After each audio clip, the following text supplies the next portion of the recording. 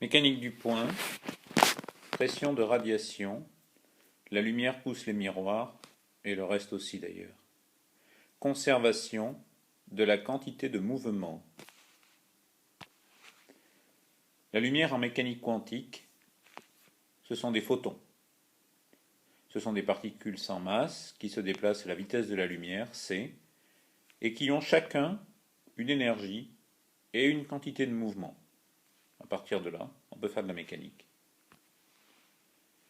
Aussi, les photons ont une longueur d'onde lambda, une fréquence oméga, les deux étant reliés par la relation oméga égale 2πc sur lambda.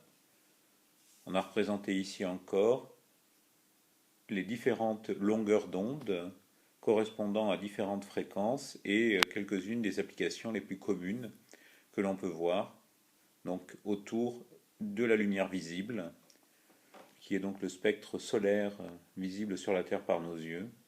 À droite, on va jusqu'au rayon gamma, et à gauche, eh bien, on va jusqu'aux 50 Hz d'EDF.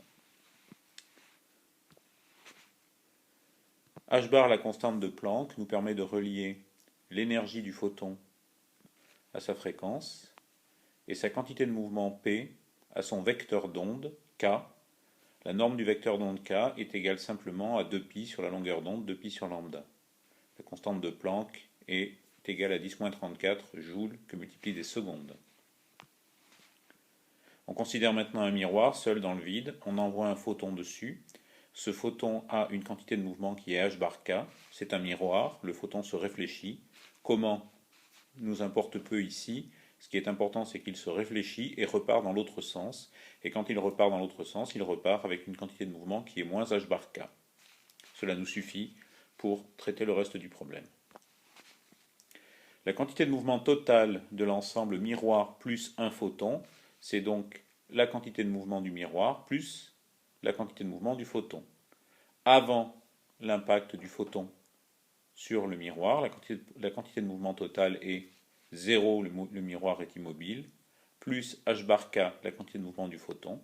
Après, la quantité de mouvement totale est celle du miroir d'abord, pm, moins h bar k, le photon repart dans l'autre sens.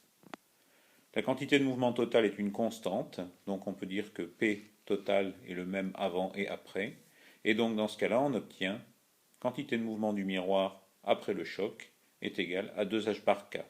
On dit que le photon a transféré une quantité de mouvement 2h bar k au miroir. Le miroir maintenant est soumis non pas à un photon mais à un bombardement de photons. On prend un petit laser rouge, un pointeur de conférence. Il a une puissance, disons, de 1 mW, ce qui en fait un laser de classe 2, à la limite. On a réflexion totale du faisceau, et c'est donc la situation expérimentale que l'on peut étudier. Le nombre de photons par seconde, tout d'abord, avec un laser rouge de puissance 1 mW. Laser rouge de puissance 1 mW, on a donc un flux de photons phi, et on multiplie par l'énergie d'un photon. Le flux de photons phi est un flux de photons par seconde, bien sûr.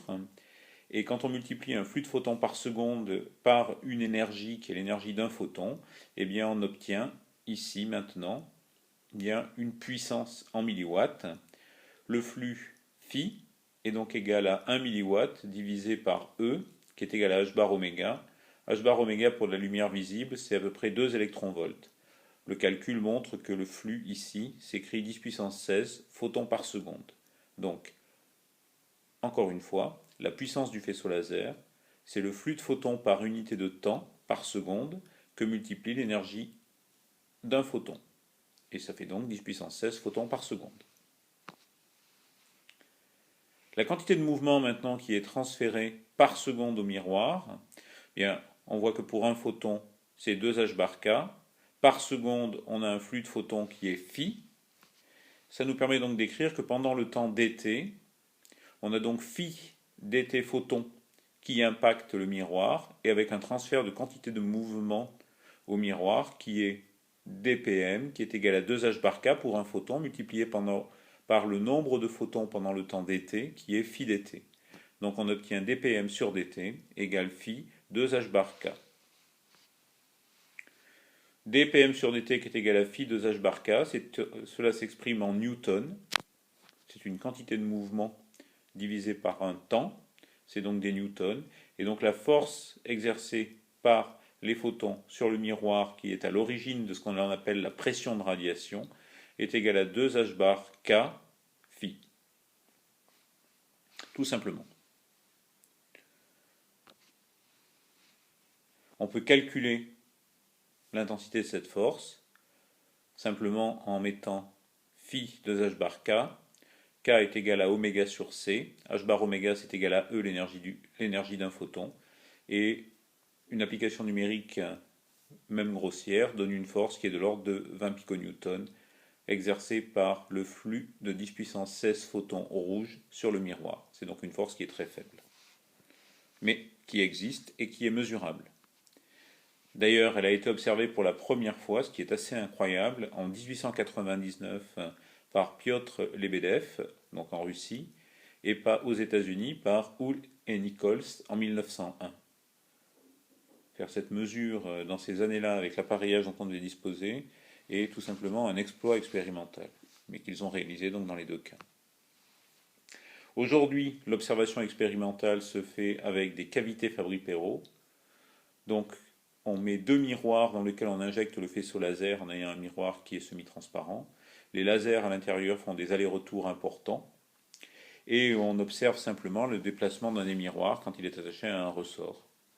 Donc c'est ce que l'on fait aujourd'hui, c'est en particulier ce que fait le laboratoire Kessler-Brossel dans le groupe de Antoine Heidmann à partir donc de ces mesures interférométriques.